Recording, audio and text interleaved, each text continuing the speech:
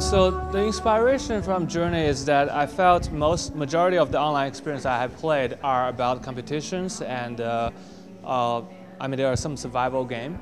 But in these games, and in fact in most of the video games, the character is always very empowered. I mean, growing up as a teenager, I always had power fantasy, but now I feel I'm getting old enough that the power fantasy is not interesting to me anymore. And it's the subtlety and the nuance that's more interesting as experience. So I wanted to make a game where the online play between the two players is not really about killing each other or who has the high score, but more about somewhat of an understanding of each other. And we actually created a lot of prototypes early on, which involve voice chat and all the text chat. And I realized there's too much noise in that kind of online play. And sometimes it's more of this little moment where I didn't say anything, I just do within a game, and the other player completely understand what I'm trying to express. And I find those moments fascinating. And so Journey, as a game design, we wanted to kind of facilitate that moment where you understand you have a connection with another player and you understand what he's trying to say, but not through words, but actually through the action within the game. I feel that is a better design, that is a more kind of coherent experience.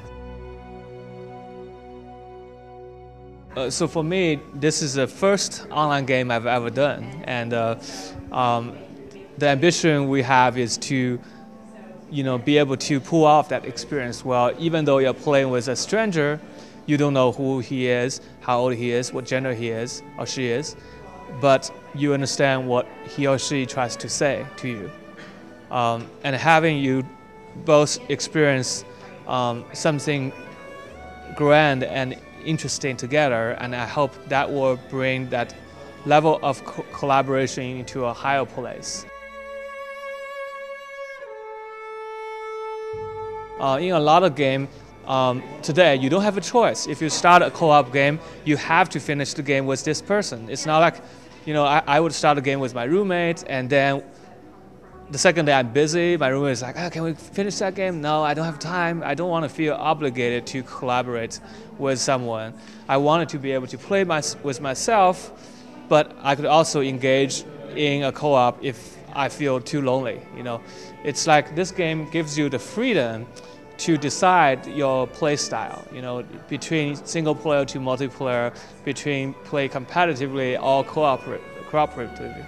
I think the more choices we give to the player, the deeper and the better experience will become. And when you're playing with someone in a world where co-op is actually a choice, the fact you choose to collaborate will make that person appreciate you even more. Because when I play Left 4 Dead, for example, I think this game is supposed to be about surviving together and building a bond, but a lot of time people just kill me near the end and grab my health pack, right? And it's because, well, we were forced to collaborate all the way through, but that doesn't necessarily mean that person really want to help me. But by creating choices, then I really know what kind of player is a player that wanted to work with me and what kind of player just kind of pass by and move on, And I think that this will be a very unique experience because nothing has existed like that in the past.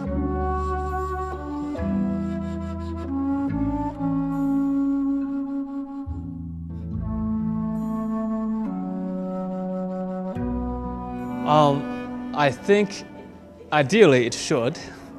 We are still trying to figure out that part yet right now. Yeah, it's a very challenging game design because we know all these great two-player puzzles. I was mentioning to the U.S. press about Tomb Raider: The Guardian of Light as being a very awesome co-op game. All the design is very brilliant, but we can't use any of those because the player, what if he's playing alone? He can't solve those puzzles by himself. So designing for this game is a very, very unique challenge. I think different players play differently. If you play with others, definitely it will feel different. The other thing is the playthrough. So if you play through the first time, you probably don't explore everything. And what's interesting is if you finish one game, you carry everything you have found through to the next game. So for example, the waterfall level, right now my scarf is only this long, but after you go through the journey, it might go way longer, and you might be able to actually fly through the gap. So there will be a difference between veteran players and the new players.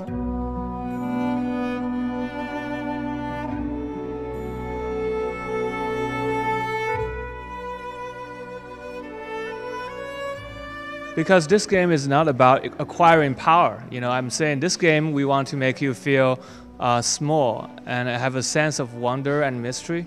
If you are the superpower, like person, then all you think about is how you're gonna, execute your power. And this is not what the journey is about. The journey is about you as a very small player traverse through a large landscape.